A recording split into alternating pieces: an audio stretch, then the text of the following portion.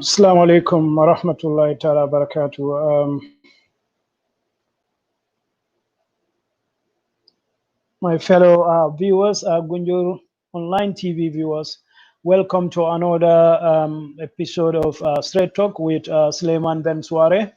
There is a slightest changes to the format of this. Normally, I will give COVID-19 daily update, then we go into the actual discussion. But today we're going straight into discussion because everything is happening in the Gambia. There is no dull moment. So I'm not sure if 1 hour will be enough for us today, but we will try. Ben, welcome.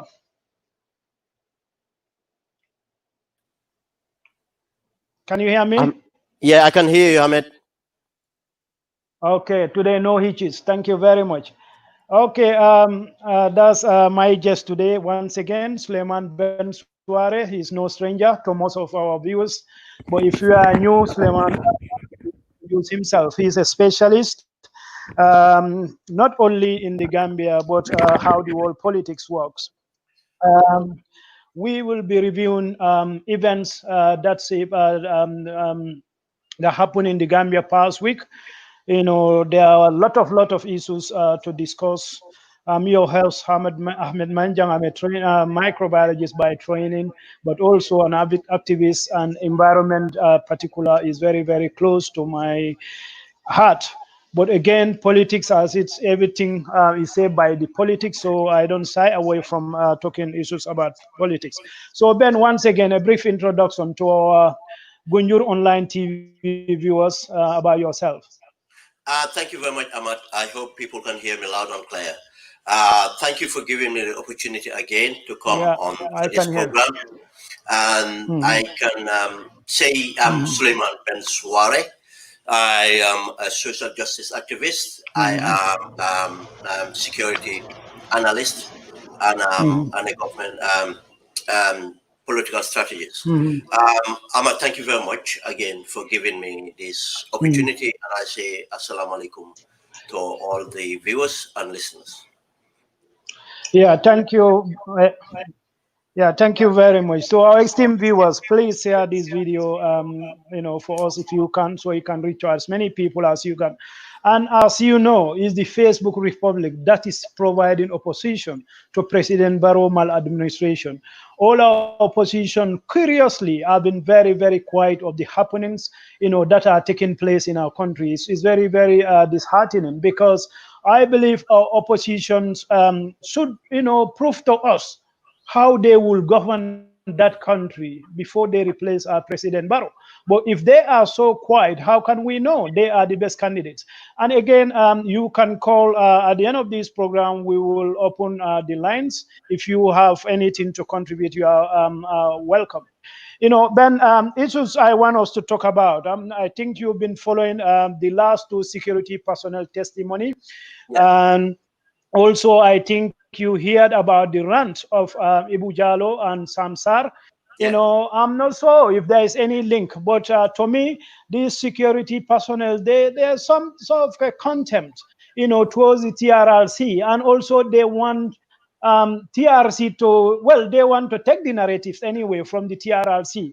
So we will discuss that. What's your takes on that? And again, you know, I think West Coast region are losing time. This BSC impasse, you know, who is in charge of Brick-American countries, and anything happening, you know. So that's something also you'll want your opinion. And also Alpha, I know Alpha, but we never met. I know he's a good guy. You probably introduced me to him. And for Gambians to know, I never met Alpha, but Alpha did a great job, about our struggle in Gunjur, about Golden Lead. He volunteered to go and see the Chinese ambassador because he's very, very fluent in China. That's where he studied. And, that helped us a lot with a lot of information that actually this company in Gunjur didn't have the blessing of the Chinese ambassador. In fact, the Chinese ambassador is very, very unhappy with him. So he's a genuine guy who leave a very, very lucrative post to come to the Gambia to help in the national development. But you see, just like Manjang, he also failed. I want Ben's opinion on that. Okay, we know one big political leader gap fall.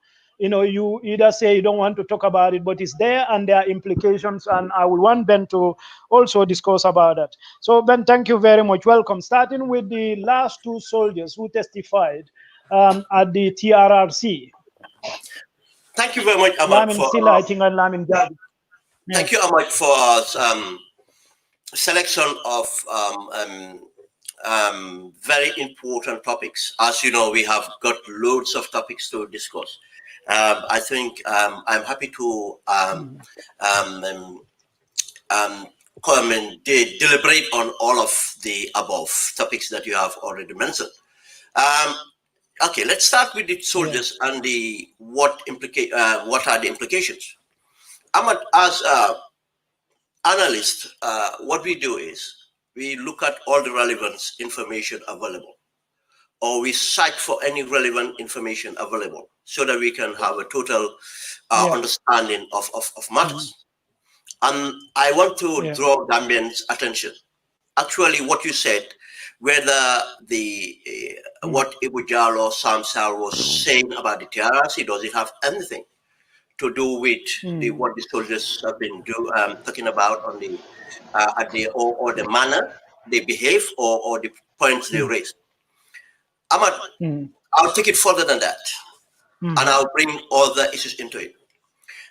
Gambia, we are at a crossroad, and it's unfortunate the Gambia government are concentrating in trying to build a political capital and trying to build a relationship with the dominance of the APRC in order to put Barrow through for another 5-year term.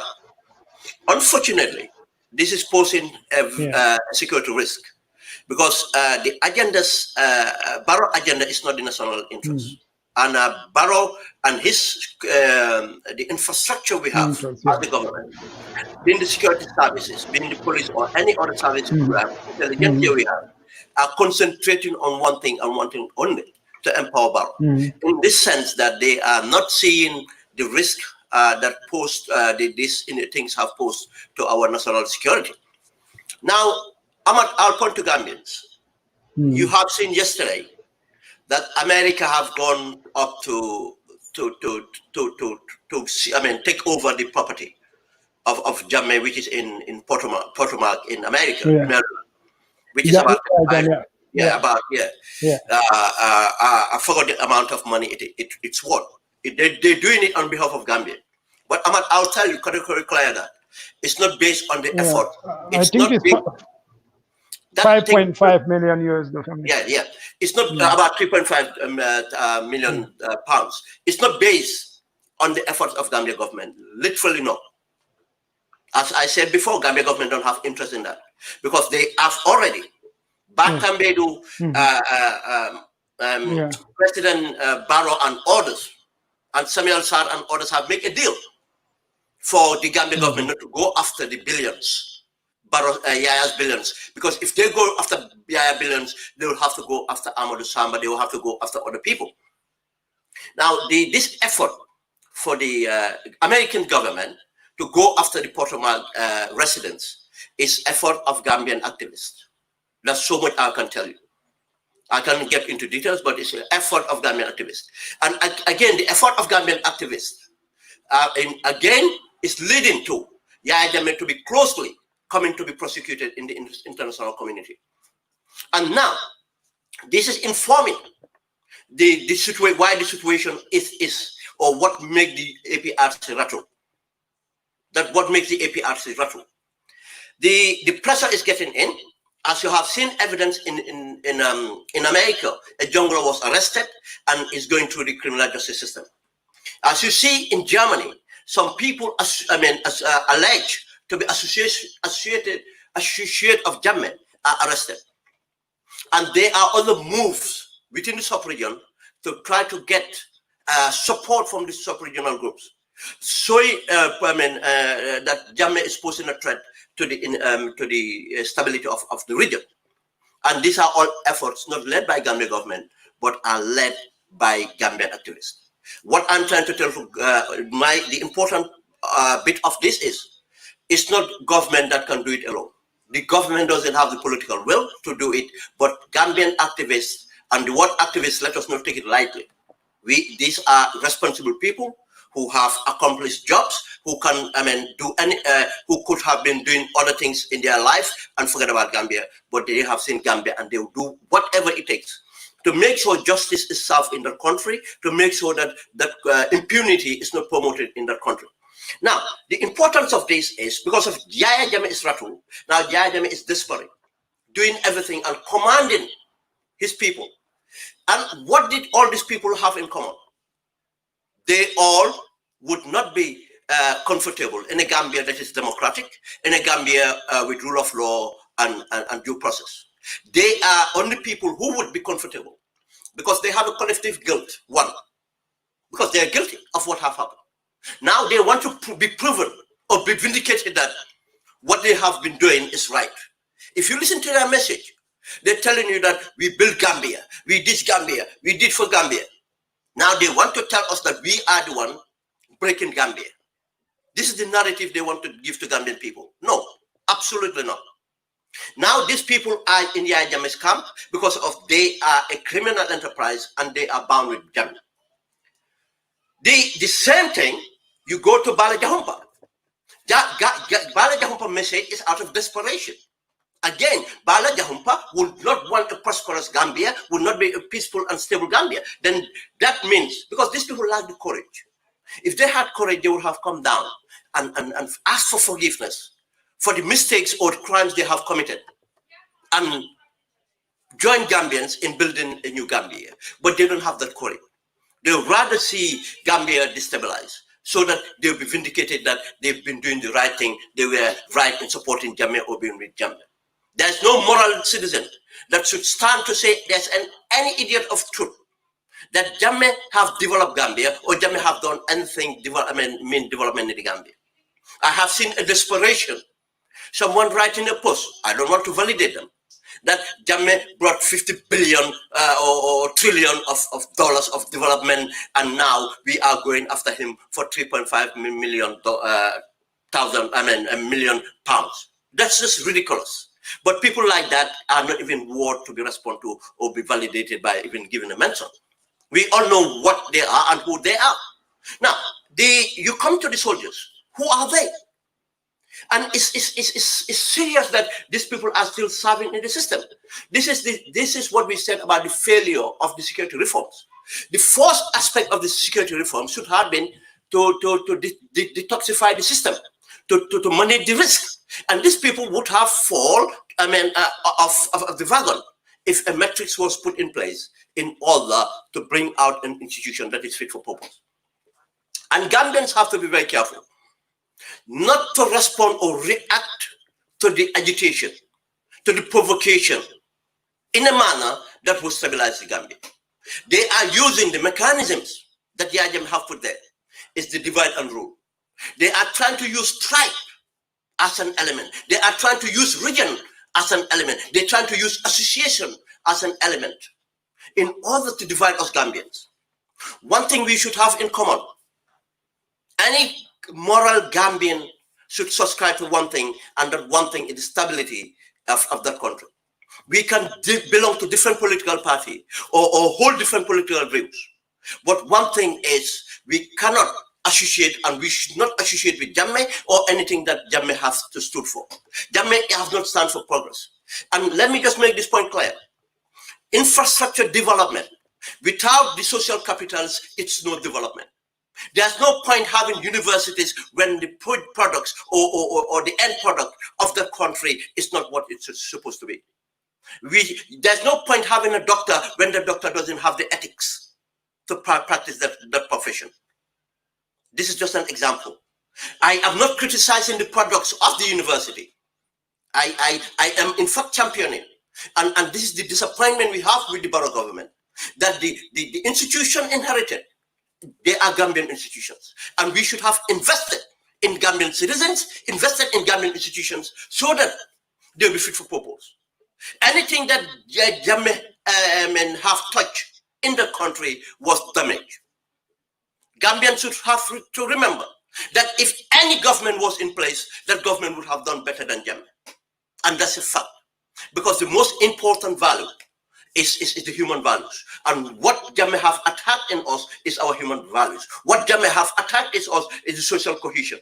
And we are divided now than ever, more than ever. But again, it's another problem that Adama Barrow should have, and the political leadership for that matter, not Adama or Gambian leaders, should have. And so they put the national interest, make sure Gambians, the social fabric is being repaired, and Gambians would have been moving forward through social mobility. And this is what we have completely failed to do. And I am appealing to Gambians, and especially Gambians who say they don't subscribe to politics, to take interest in the politics in order to bring out quality leaders, in order to hold the government accountable, in order to make sure the country is peaceful and stable, and progress can be assured.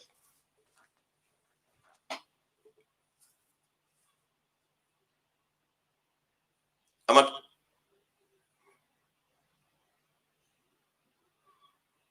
Ahmad?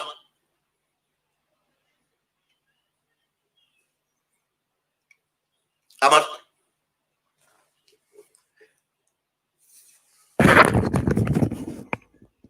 Ahmad? I can't hear you, Ahmad.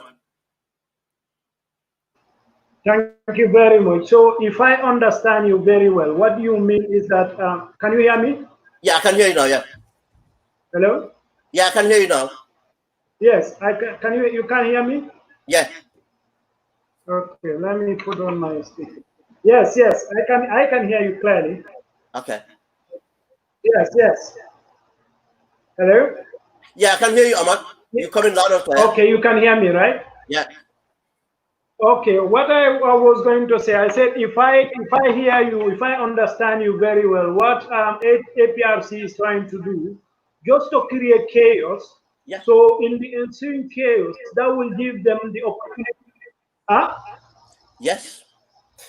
You're quite right. That's not what I'm insinuating. That's what I'm actually saying. It should be logical here. It should be logical here.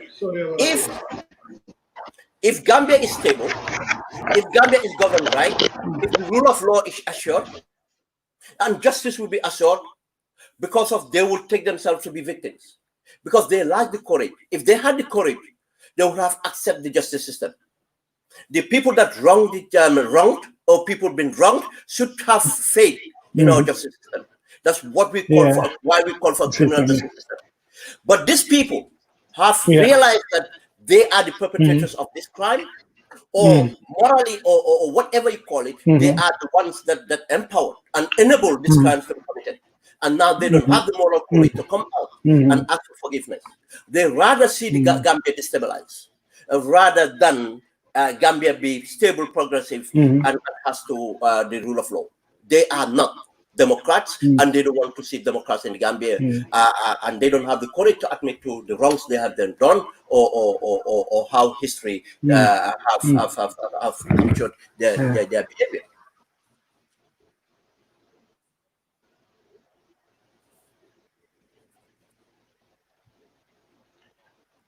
Yeah, so my question didn't finish before I lost connection, okay. I think.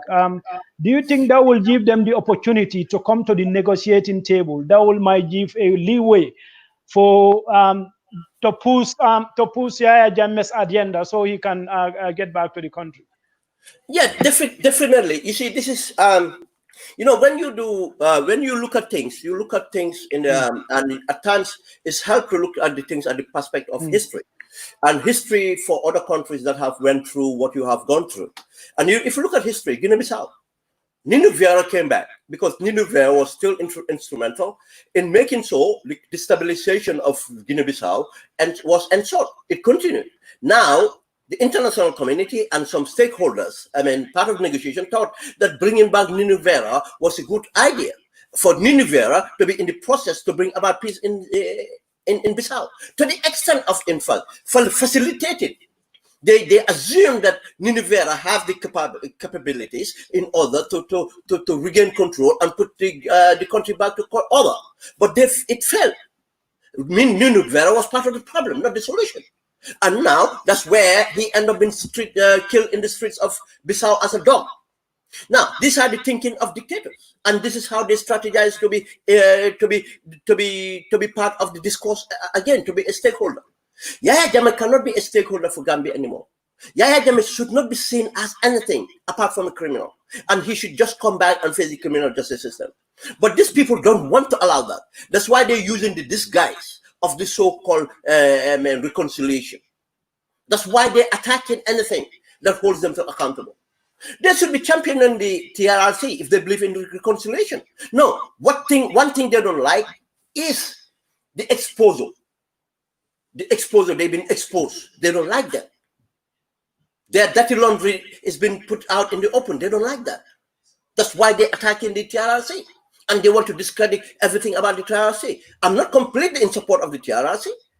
But I mean, against what? Or against who? These are things Gambians should bear in mind. If we want to hold something accountable, let's hold that accountable on merit, not on sentiments. And again, because they know that if the justice system is to be applied, yeah, I will be victim. And remember, again, I'll point Gambians to go and listen to Sol Baji's tape. They are scared. It's all part of the Yaya fall. Been exposed, and Yaya Jammeh losing the little grip he had, because the Gambia government is not doing it. I'm telling you, it's behind. These efforts are the efforts we are doing behind as activists to make sure we hold Yaya Jammeh to account and Yaya Jammeh is accountable. Because left to this government, nothing will come out of it. Now, the Sol Baji issue, I think, I even believe that probably Sol Baji is already talking to the TRRC and they don't want Sol Baji to come to the TRRC. If Sol Baji come to the TRRC, that will be an explosive, because Sol Baji have everything that you need to know, and he might do a revelation, he might do a plea bargain to get everything out of the system, and they are scared of this. These are the reasons behind. They want to destabilize us. They don't want us to continue. What stake do they have in the Gambia now? These people have said it. They want to burn the Gambia down. What stake do they have? These people don't have any interest for the Gambia. They don't care. And now it's up to Gambians to be conscious of that. Let's have our differences.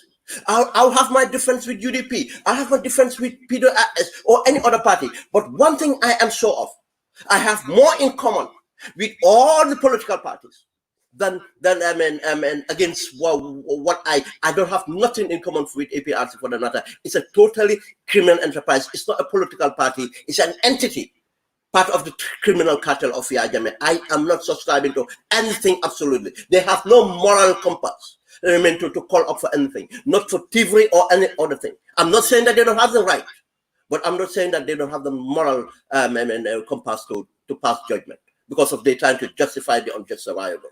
How can you say that Yahya Jammeh brought in 50 million or billion and now people are going after him for 3.5? That's ridiculous. How can you say that Yahya Jammeh built Gambia, now let's go and burn Gambia?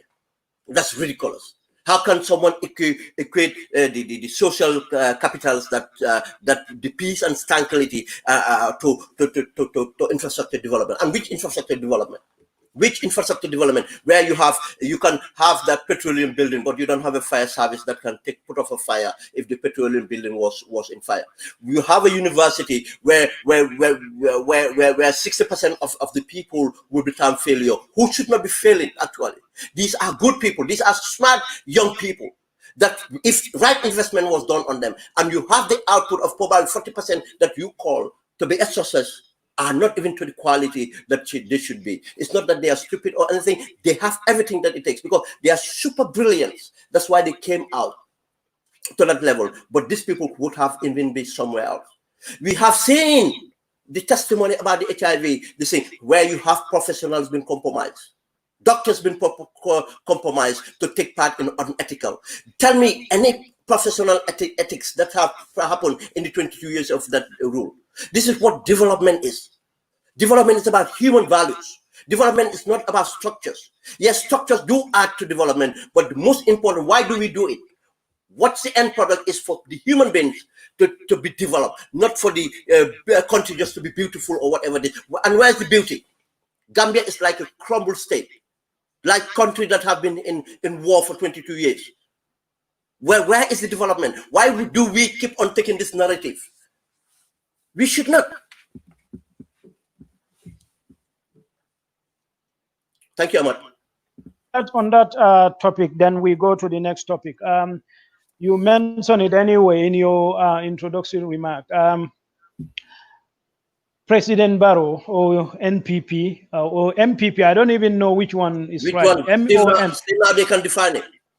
Okay, so going into coalition, possible coalition with APRC, what do you think this means for Gambia political scene? And do you think also this is a race that Barrow won, against other political parties? The only party might be that I can't see them going into a possible coalition, probably PDOIS.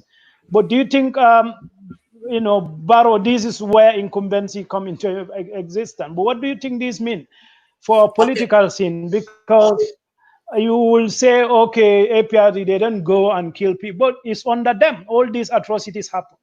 And now we've seen, the entire coalition, this is what we all went against. But that coalition president now is going back to those people to form a coalition so he can stand in power. Okay. What's your take on that? I think we should make this clear. I think people are getting certain things wrong. There are talks going on between Barrow and it's been going on from the beginning. Between Barrow and the APRC. Okay, it all started from Barrow and Yaya Jammeh talks. Okay, and Yaya Jammeh has nominated people to represent his interests. That is the APRC. Yeah. Okay, now that APRC, Yaya Jammeh selected. Yaya Jammeh wanted to select a particular woman who is about 40 years old to lead the party. I'm not going to go into the name of a certain reason. Now, that woman, half of his family were conflicted that it was toxic. And this was just after the impasse. Then, Yaya Jammeh decided to settle for another person. That was Emeba. And when Emeba went into discussion, Emeba, in fact, was trying to make what you call it, an internal coup. That palace coup. Palace coup. Emeba was into a palace coup, trying to ally with Jammeh. So with Barrow and cut off Jammeh. Because the negotiations actually or the strategy was led by the SASDG. So I'm telling you facts here. I'm not speculating on the thing. It's not an analysis. It's fact. Now, Yaya Jammeh I believe you. Yaya Jammeh find out that Emeba is placed in a palace coup. This was the reason Emeba was thrown off the wagon. Remember, Emeba was thrown out. Then the Yaya Jammeh had to convert that meeting. Yeah, I remember that very well. That WhatsApp meeting. And when they did the WhatsApp meeting, they had to release. They released the tapes in order to speak to the general APRC to let them know that now Emeba is no more the leader. Interim leader would be Fabakary Tombong. This is what constituted the new executive of the APRC. Now, remember when Yaya Jammeh's mother passed away? Around that time, Tangara was the external affairs minister. Now they went into negotiation. They tried to get Equatorial Guinea and all the people. Obia appointed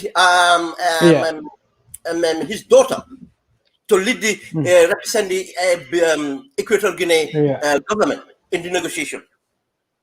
That's why Tangara and the SASDG went to Equatorial Guinea. That trip If we didn't come out and put it on social media, you would not have known about that trip. Because of we put it on social media about it, they came and said that it was an official trip, a bilateral relationship. No, it was a secret mission in order to negotiate issues with Yahya Jammeh. Here. Now, the other bit is here. When Yahya Jammeh's mother passed away around that time, they even wanted to accept Yahya Jammeh to come for 3 days mourning to the Gambia. We preempt that again to stop it happening. They wanted to negotiate. I mean, we've been inside there. We knew what was going on, but they finally came to conclusion that Gambia government cannot or doesn't have the powers to undermine Yahya Jammeh. They might do it for national issues, but they cannot do it for the international community. Yahya Jammeh have committed crimes that are of international, that touch into international jurisdictions. Yahya Jammeh was involved in drug trafficking. Yahya Jammeh was involved in arms dealing. Yahya Jammeh was involved in conflict within the sub-region. Yahya Jammeh have killed citizens of other sovereign states. The Gambia government cannot indemnify other sovereign states. They are crimes of international nature. Now, Gambia government have realized this. They cannot give Yahya Jammeh anything. The things that Yahya Jammeh asks for, it cannot deliver. Yahya Jammeh wants his assets to be returned. Yahya Jammeh wants not to be prosecuted. Yahya Jammeh wants to be given protection in Kanilai, to be left with guards. Yahya Jammeh wants Gambia government to speak to Senegal, so Senegal will not prosecute Yahya Jammeh. It's impossible. Now, Adam Barrow have understand this. Now, what they're trying to do is to try to go and get the APRC on the ground to join Barrow. This is the negotiation. But what I'm trying to say here now, I want Gambians to listen to this. The way the situation is, people don't understand the APRC. APRC is not a political party. APRC is an entity of Yahya Jammeh control. None of the executive members have any power or influence in anything. They are just, put in the executive. They only, just like a cartel, huh? It's just a cartel. Yahya Jammeh called the shots. Now, the support base of the APRC, as time goes on, it is chipping off. It's chipping off for many reasons. And if you look at the people that chip off, these are the people that were on the sideline or were kind of busy. Look at the executive of the NPP in Banjul. They are made of the APRC. These are the opportunists in Banjul. If you go to certain areas, you see part of the NPP executive is the APRC. That's obvious. But you have APRC members joining the UDP because of their belief that UDP is likely to win an election. And those people, again, are opportunists. We have seen the likes of next election, We have seen the likes of Tombo Tedi. We have seen the likes of Suku Singate. We have seen the likes of others. You see, APRC as it is, it's not going to end up to be entity. Sabali and others. It's not going to end up to be one entity. What is going to happen is, eventually, if you look at the cycle of elections, the presidential, the parliamentary, and the last one was the councils. The APRC vote for the councillors was about 45,000 votes. Total. Now, where are the people talking about APRC have numbers? Where are the numbers? It's 45,000 votes. And that 45,000 votes, if you hold elections today, APRC cannot hold that 45. If my calculation, and this is based on my experience, the vote is going to hemorrhage to 25,000. And this 25,000 can be targeted by any political party or political parties, and they will take a chunk of each. Because Yahya Jammeh is not going to be on the ballot. Yahya Jammeh is not going to be on the ballot. And if Yahya Jammeh picks anybody to be on the ballot, that person cannot resonate to maintain the 25,000. There are other conditions that made people to support political parties, and those can be once these people realize that Yahya Jammeh is normal, and this is why APRC will always tell you Yahya Jammeh is coming back. Yahya Jammeh is coming back, because to give hope to this core group, to have hope that Yahya Jammeh is still relevant. But Ahmad, there's another point I want to raise here, and we'll get to Lamin. I have that's the next one anyway. No problem. Yahya Jammeh might be using blackmail to get some of these people to be active. I'm saying this.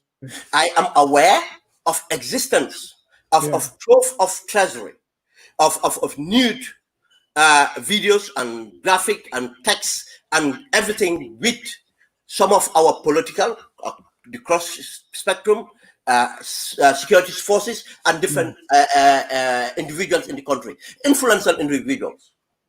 I know Yaya Jammeh have a copy of something like this before, but this is a new, what I came across, this is a new kind of a new folder. I came across a new folder. I know historically Yaya Jammeh have something like this. And I suspect that some of these people are shouted because Yaya Jammeh is giving, is conditionally making them shout, asking them to shout. Positive sound. Yeah, I got it. It makes sense. A lot of sense. Yeah, so that takes us to Dr. Lamin Bojan's case. But before that, Laila Bin is talking about the Gambian's mentality needs a complete overhaul. Start educating children about corruption, tribalism, nepotism, and dependency. The Gambia should have been one of the best countries in Africa, very easy to manage, and the people are simple, ambitious, and very loyal. Thank you, Leila, as well. I think he summed it up, but I think Yaya may, turn everything upside down. Gambians are not as easy as they used to be anymore. Ben, what's your take on that? That's Leila Bin's comment. That's the point. You see, when we talk about security, when we talk about reforms, people would go to the known institutions. People forget that society is an institution. I keep on saying three important reforms. Three important reforms. The most important reforms are the security sector, the civil service, and society. And how do you reform society is through education. After a dictatorship, after a dictatorship, a special curriculum should be drawn for the educational department. A special curriculum should be drawn for the civil society, for civic education.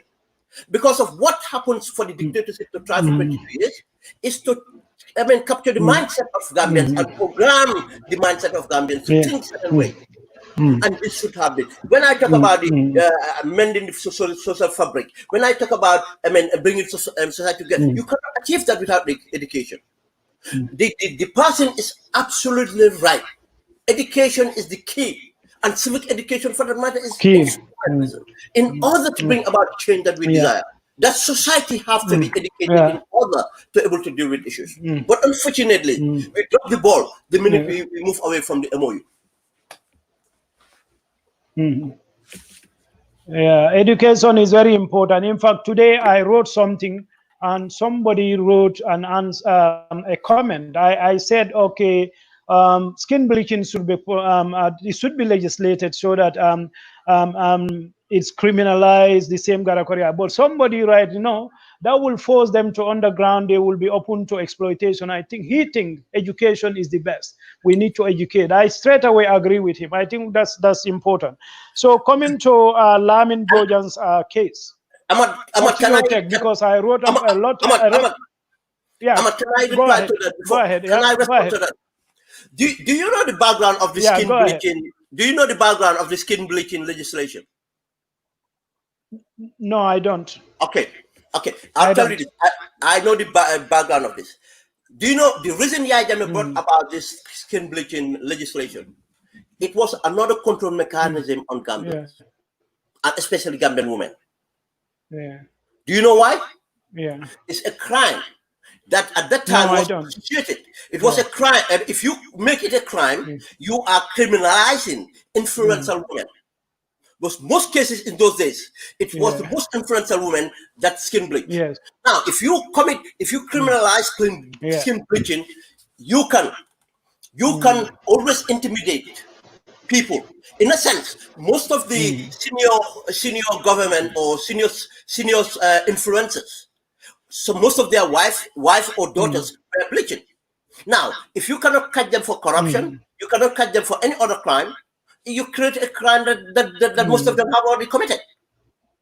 Now you can arrest them, you can harass them for that. Again, it's something that psychologically would force the people to accept your control. You are forcing the controlling people. Control, because the law becomes a law. It makes you so powerful that you are legislating on people's behavior and everything else. What Pasil have said is true. Education is the most effective means. Yes, legislation can come into that's Leila bin, What can you legislate is what? You can legislate to ban the importation, but you cannot legislate to ban the use. The use should be based on education. What you do is make sure let it not be available, or let it be so expensive you cannot afford to buy. But education would have to, because if it's so expensive people will go and make crude stuff to apply, which is more dangerous than the other ones. I mean, these are things that education. That's why we have to be very careful. Most of the laws that the dictator created was not created for the benefit of the people. It was created to give him benefit to people. Yeah, so you can continue on Dr. Lamin's Bojang. I wrote extensively about this and I made a lot of comments, so I don't want to preempt anything. You are more experienced than me about this, and you already mentioned the implication that we might be suffering, or the APRC bigwigs might be suffering of this kind of tech. So yes, one political leader is already fallen before the elections, in fact. Okay, my understanding here is, and based on Lamin Bojang's own statement, that this incident occurred while he was not in politics, while he was in Russia as a diplomat, according to Lamin Bojang. Okay, Lamin Bojang, according to Lamin Bojang, he's trying to, he's making the point that actually it did not happen. Actually, he was tricked, or something has been done with his image. Which Ahmad, I completely disagree. That's a fabrication. That's a lie. Because I have watched it not for the benefit of anything else, but because of for an incident like this. Because my opinion will be sick. My opinion will be sick. And when I look at it, it's categorically clear. Okay, let's bring it to now. When it happened, he was a diplomat. But again, we all do make mistakes. We all do make mistakes. Might be a different mistake, but we all do make mistakes.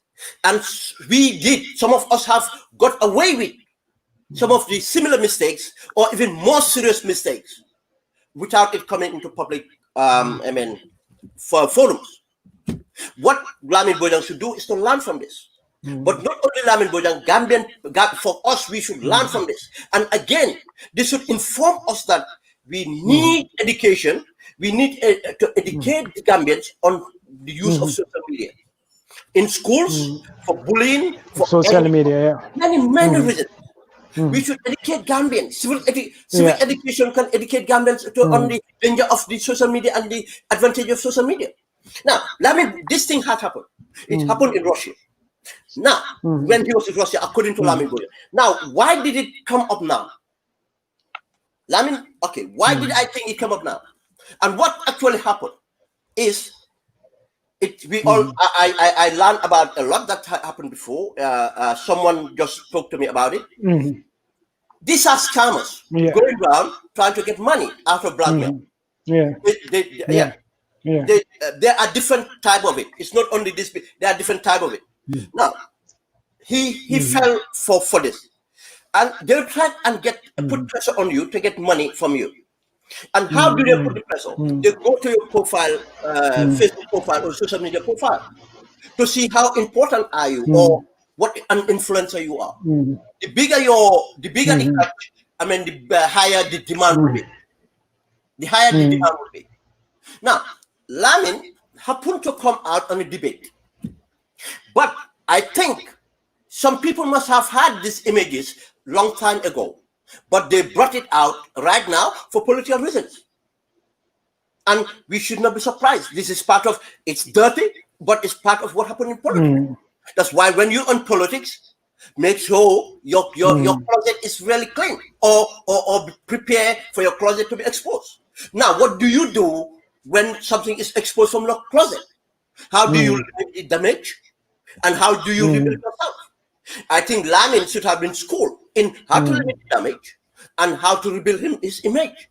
But these are valid reasons for government to have concern, because we put leaders in, to take decisions on our behalf. We want leaders whose judgments are right. We want leaders who are strong, and that's why it's a good thing that we filter and we scrutinize our leaders. But once we realize that somehow we have committed a mistake, I think there's a level of sensitivity in it, because Gambia is a close-knit society. Lamin is someone's father, Lamin is uncle, Lamin is someone's brother, Lamin is our friend, and so on. But again, one thing I've noticed, I think Lamin have received lots of empathy. But I don't think that if it was a woman, they would have the same empathy, because of, again, that's our mindset. Yes, because of probably we hold onto women very dearly because who they are to us. But again, I think another other thing is because of at times we hold women as a property. We hold women as a property, and whatever happened to them, we see them as a property. These are all things that are very important, but we should make sure when we hold this discussion, it's not based on emotion. It's based on reasoning, and to learn from what has happened, and to support the victim. It's always important to support the victim. But in order to support the victim too, we have to be truthful to the victim. We have to be truthful to the victim. The victim have to accept the blame that they have committed. If they cannot accept that, they will not learn their lesson. They should accept that they have, committed a mistake, and they realize that mistake, and they are ready to rebuild themselves. But again, we should be very careful of this distraction. It's becoming a distraction that we keep on going on, dragging this issue. We have other important issues to deal with. I think we should have simply dealt with it and move on. But it's not going to be erased. It's not going to be forgotten for a while. But we have to learn lessons from it.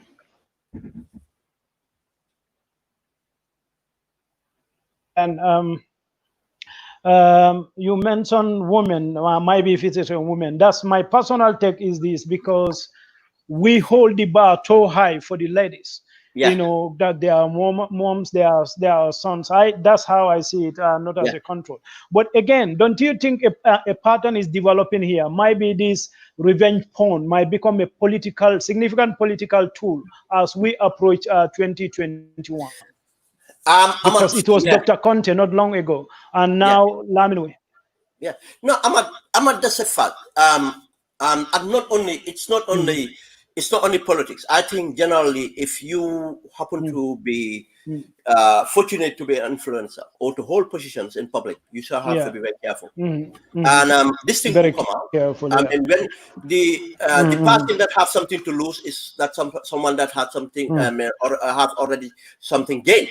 If you have nothing to lose, you have nothing gained. God forbid, but if it was someone who is mentally disturbed in the streets, naked, would we make an issue out of that? No.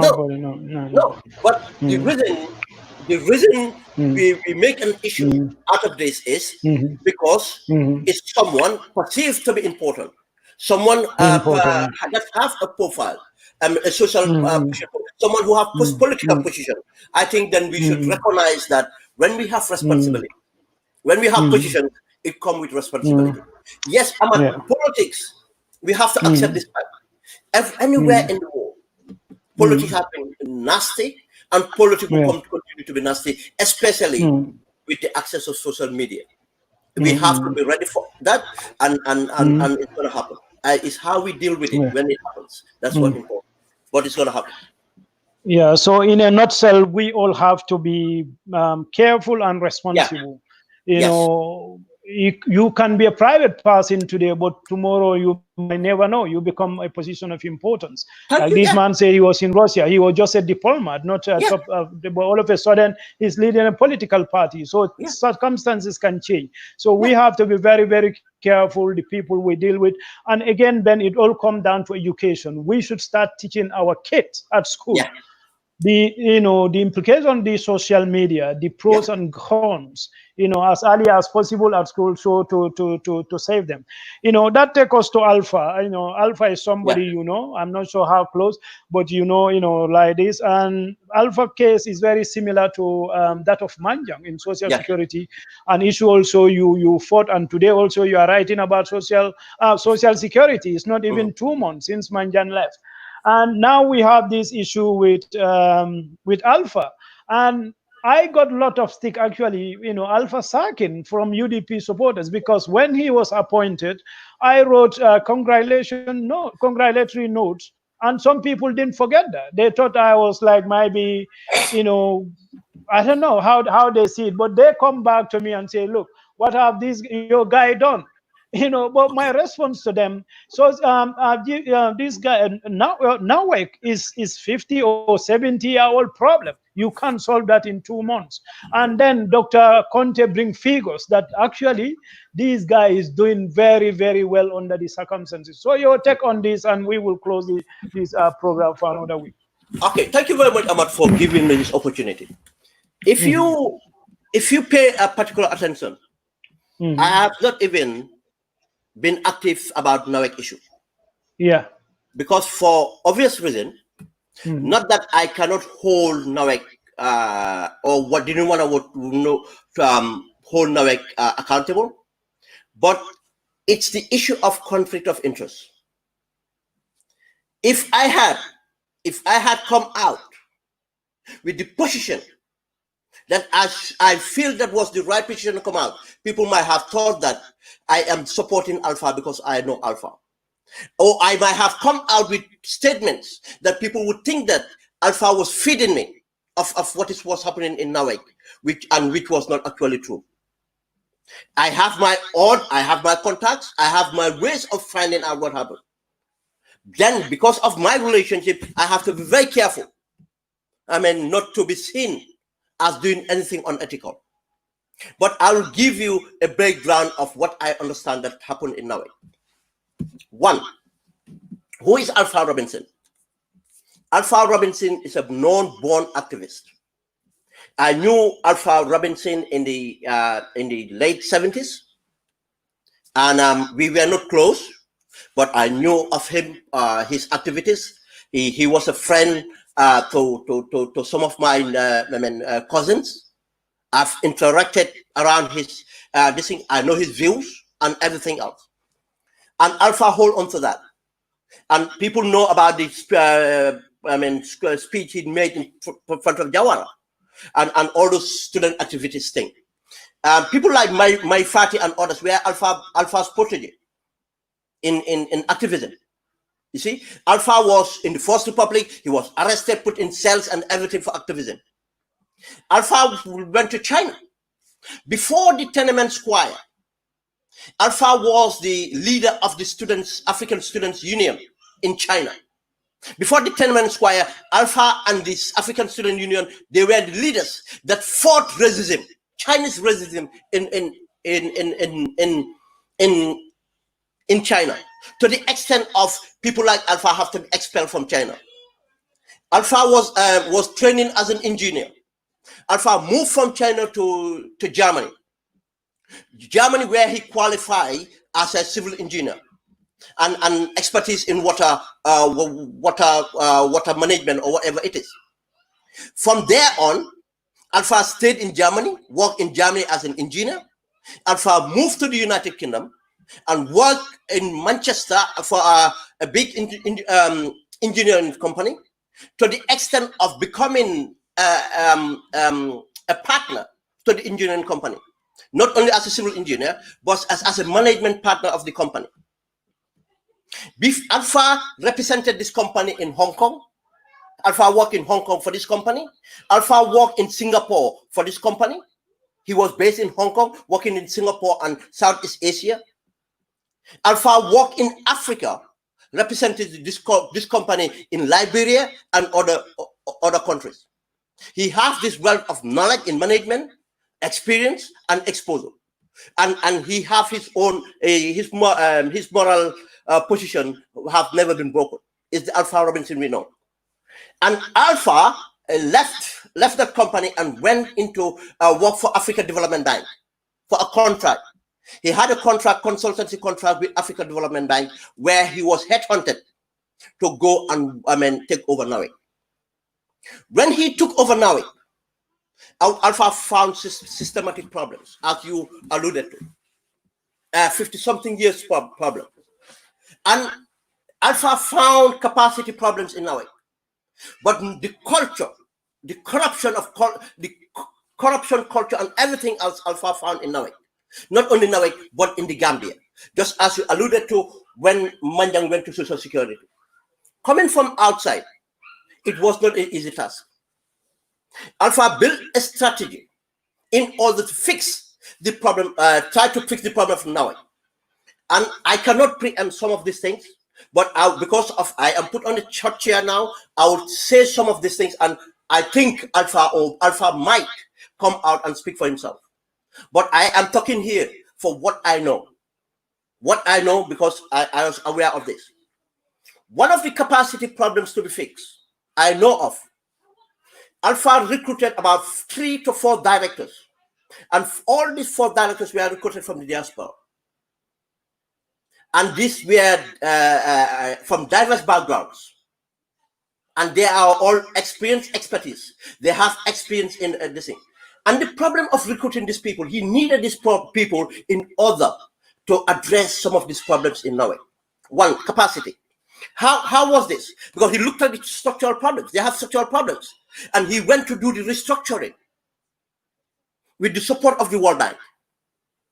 Now, but the culture of that country, Alpha had a problem with.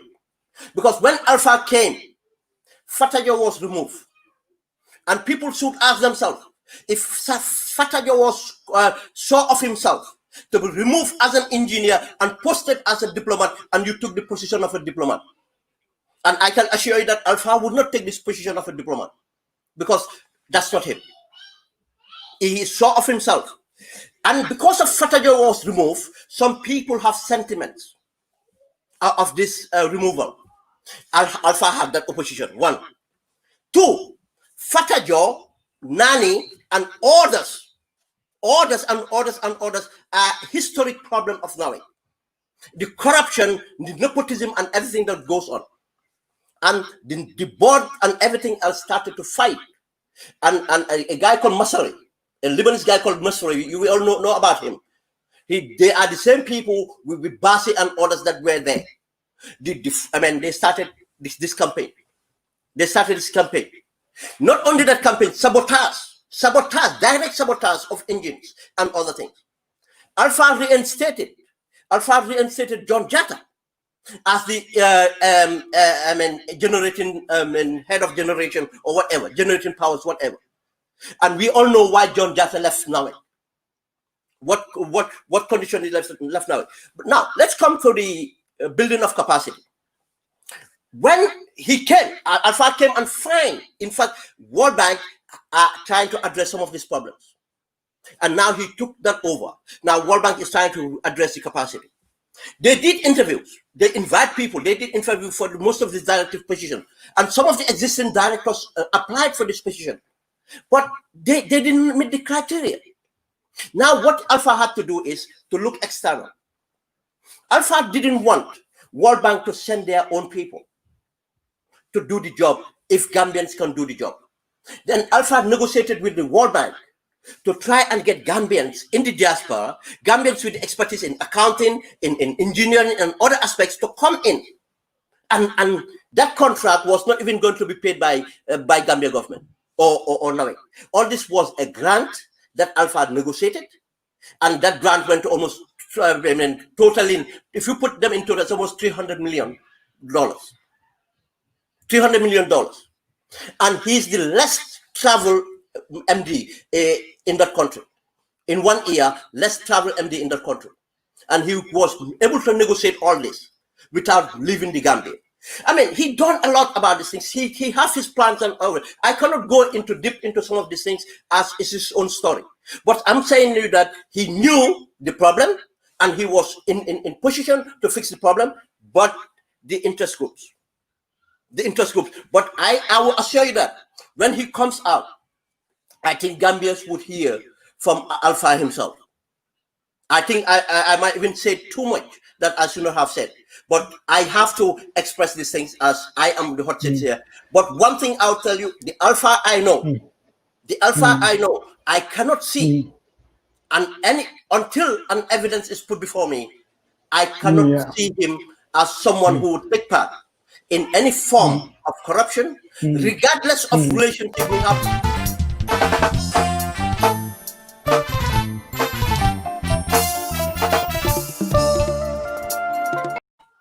Alpha is not the person that would accept his integrity that he worked for over 40 years to be compromised.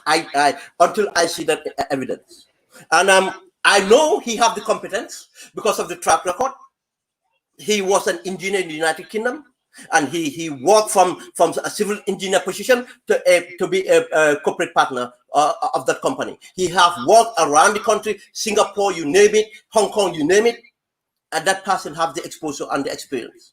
Most people will not know this, but this is something that I have to share. And probably when he comes out, Gambians will hear more from him. But until Gambia are serious about reforms, that country will not be reformed. As you just alluded to now, look at what is happening at Social Security already. They are positioning their people again. Position about people again. And I'll tell you, they're going to mess up what have been gained in that knowledge. And again, as you said, Dr. Conte have tabulated the figures, and these are areas that you have to look on to see what the achievement the person is. I know there have been intermittent problems, and the reason for that intermittent problems, I think Alpha is better positioned to address that. But what I know, that's what I hold. I am in support of what he was doing. Until I see any evidence contrary, I am support of Alpha Robinson. I'm not here. Your mic is mute. Your mic is mute. Yeah, sorry. Yeah. Thank you once again, Ben. One of the viewers asked a question. I will put that to you in a minute. And I will give you anything you want to say that I didn't ask. There are a lot of things, maybe something you want your viewers to know. First, there is a comment. I will read that, then I will go to the question raised by one of our viewers. But again, viewers, you can call now if you have want to get part in this discussion. That is +220 9433419. What's up? Lamin S. Jani commented, there is an endemic problem rearing its head in our key public corporations, such as NAWIC, ports, and even services that are our basic fundamental needs. We Gambians need attitudinal change to curb this menace. But the question was from Leila Bin. I said, Ben, can the speaker, that is you, why Gambian politicians do not dwell on how to build the economy, educational system, industry, agriculture, and general job creation? Our politicians don't talk about these details of policy and programs. He say, why? Why do you think that is so? This Leila Bini, I'm going to friend him or her. I don't know who she is. She's bright, right? I would have to. I'll have to. Look, I think Ahmad, this is something unfortunate. And I have to put this very diplomatically. We have a saying that the gun that liberates should not rule. The gun that liberates should not rule. And it's sad enough, Prince Johnson wrote a book that said gun that liberates should not rule. But the understanding here is, when you stay long into a struggle, what happens, Ahmad? You become so tired, you become old, you become weak, and your mindset, it's about fighting. Your mindset is not about development. Your mindset is not about making things. Your mindset is about defense, it's about attacking, and you become so in touch with yourself and become very sensitive, in fact, about your passing, because you have this sense of entitlement, and you go on to say, who there is Ahmad to question me whether I'm right or not, or I deserve this or not? I've been fighting for 22 years. That's what your mindset is. Just what your mindset is. That's why they said the gun that liberates should not rule. Is part of this. Most of our politicians, most of them, I'm talking about genuine politicians here, have been long into the struggle. 22 years, they have not been thinking about how the country have been to be built. It was not a normal opposition. This was in a democracy, in a dictatorship. They were activists, for that matter. They were not politicians. They were activists. Now, they don't know. Most of them don't know. Or their mindset is not programmed to build. When we liberate, Ahmad, what we should do is converge and get the best out of us. But we should recognize the efforts that who were at the forefront. But that doesn't mean that we should compromise the interests of the people to satisfy the people that were on the forefront.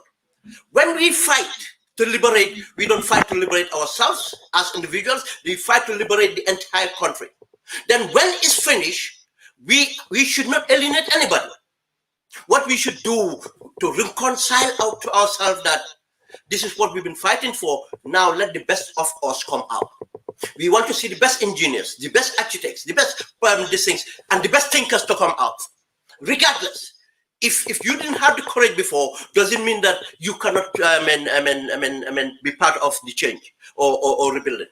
I think most of them, if you look at their history, they have not run an institution. No. They did their bit. They've been in an organization, but what have they run before? And right now, what Gambia needs, yes, the most important is that per citizen, I'm not even going to say politician, is that citizen that have the moral vouchers. One.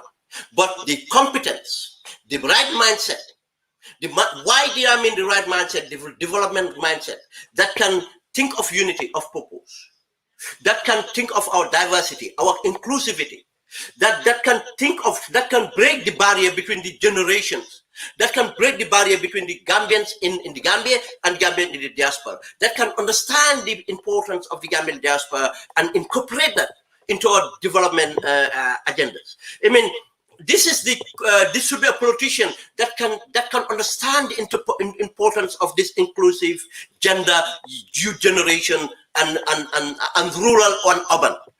The person should have the right mindset. The person should have the competence to deliver.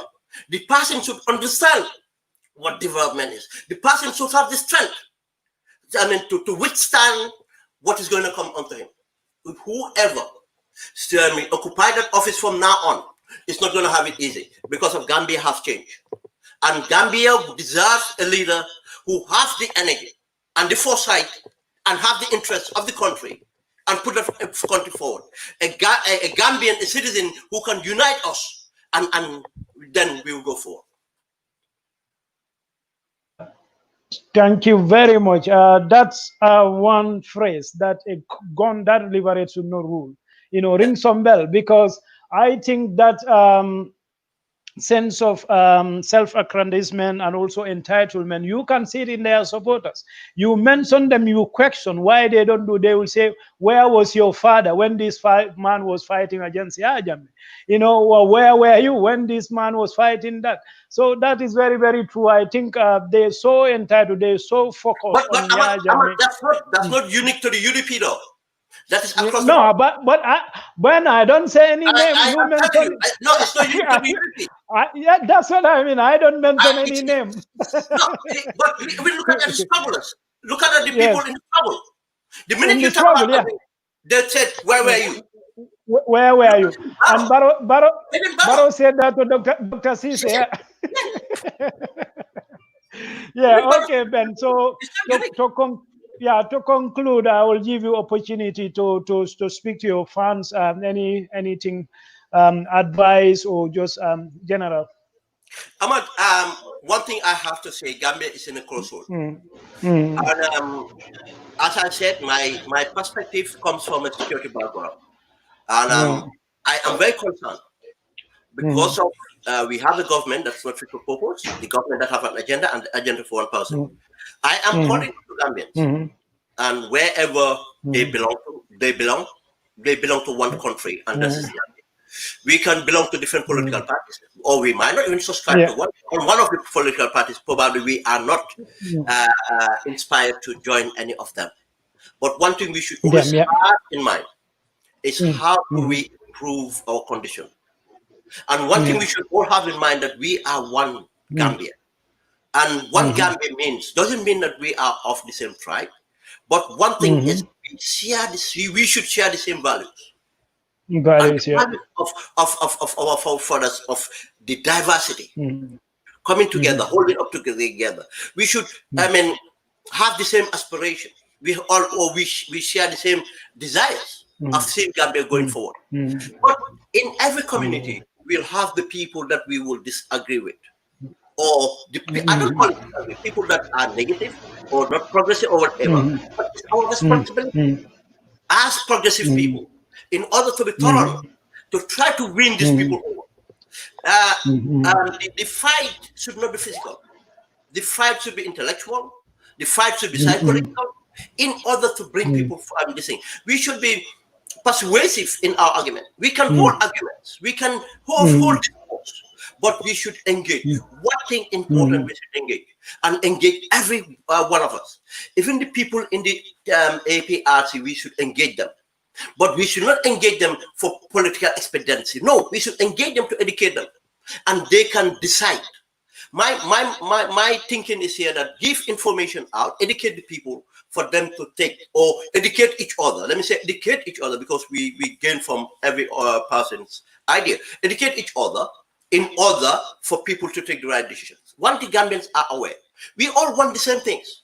We all want the stable homes. We all want the prosperous homes. We all want all these other things. Why do we then choose to do something that harms us? Because we are ignorant. The only time we do things that harm us, we are ignorant. The only time we do things that harm us, we are weak. If we are weak and ignorant, if you know your fellow citizen who is weak and ignorant, what do? You try to save them.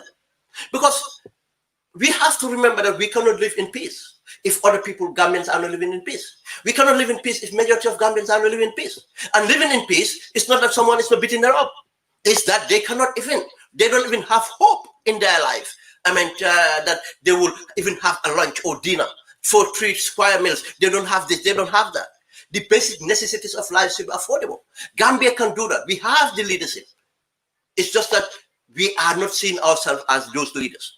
We tend to think that Barrow or the government or the cabinet is our leaders, or the political party leader is their leader. No, we are all leaders. We just have to know where we fit.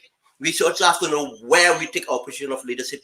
And by coming together, and the little we do, that's what would amount to the greater good and move the country forward. But I have hope, and I'm an optimistic.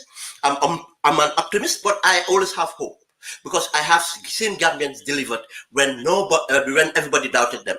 Gambia was doubted to be a viable country. Yes, we might say that we're still in the crossroads after 55 years. But the most important lesson here, by 2016, the whole world agreed that a country that went through what we went through would have to end up to a civil war to resolve the issues. Gambia defied that. We managed to pull back from the cliff, but we are not still away from the edges. And that's why I'm calling up to Gambians again. The psyche, the mindset we had in 2016 to pull back from the cliff, that's the mindset we should have, to keep on pulling to put us on safer grounds. And that's the Gambia we should work for. Thank you, Ahmed.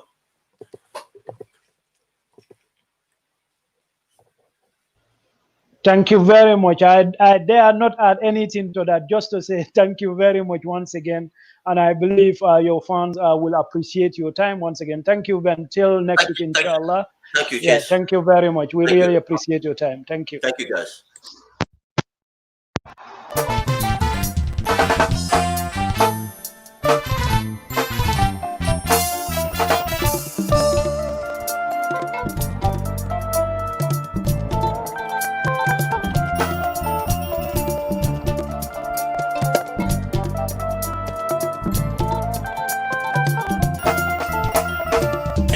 Hello Gambia, your television experience is about to be transformed to the next level. Enjoy amazing features with the new DTT decoder by XCAF.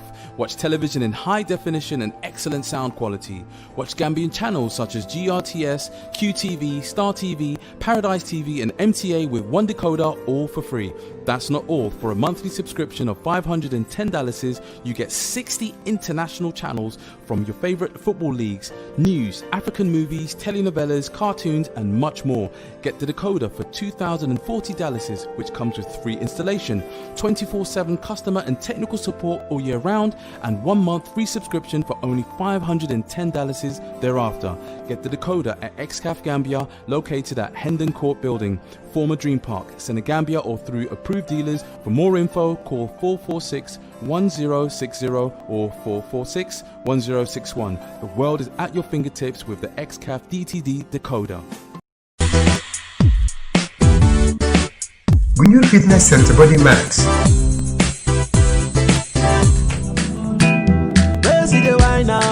Fire for body, and if you follow me go now, enjoyment go kill 'em. Baby girl, you bad, girl, the way you whine, I demand over you, girl, I demand over you, girl. Say you are my woman, my superwoman, I demand over you, girl, I demand over you, girl. I see fire for body, and if you follow me go now, enjoyment go kill 'em. Moro mbijando bakandro ko ngalla janna kibaro moy kalka sola bagaso wafu e ka fondelle ko sola enterprise fo fendi nabe dendi sola la fannala la sola la bundal ndella ko do kuwo ke mole janka sola joran kendo natale adum min nata na ko fanandiya birin Gambia jam fo Gambia e bantala nga bagasol samba beton ka do ku kendo be ke mo be ni nga do ko ke momo ndi en ka sandi kilin garantie dilale nyin kama ko la do ko lanno so waran ni tema bagasi falde bagaso min bijay fofe nabe dendi sola la bundala la sola la fannala a bagaso sifa be bijay lightning and pumping system ndella fanan ko ke mole min be dendi na ko ni dandal ni kordalla ka diodi alla nin ka lampo fanan sika ka dialla wo pumping wolbe dendi gadinol ni ku kotal ni la ji ko ni la fanga bela lightning wala dimbani ku kotal jangam sola enterprise tin ko la ka fem sola fofe be dendi sola la hajo la janne be loro wato tente bul bagasol tan adum fana be ku fula la leje bunda fula fana be mbulle fan ka bonan dami anin dula ba fula safonya America ni Europe na fan ka bana wolta dum doron no mote min ka fenken do na te sola la bagasol kana te nyam banko kanya abanta bagasol tan ngata. For more information, call 7171998. 7171998. From your fitness center Body Max.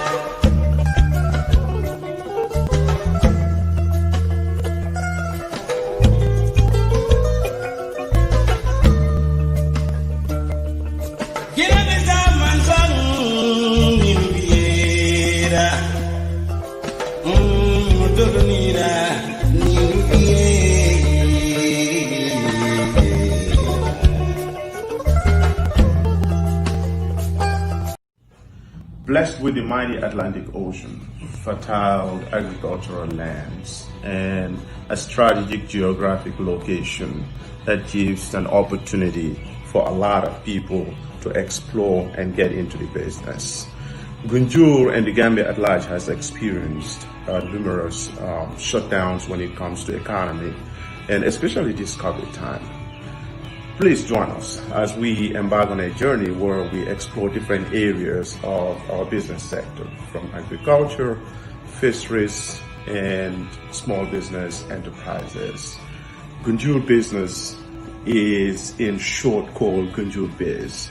This will be a platform that we will use to explore different business opportunities, especially for young people.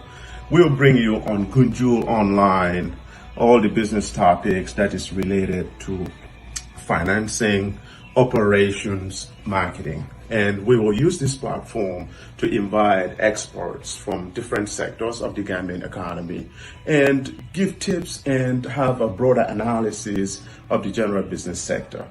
This will give us an opportunity to be able to discuss in a broader detail how businesses are affected when it comes to our environment, our natural resources being exploited.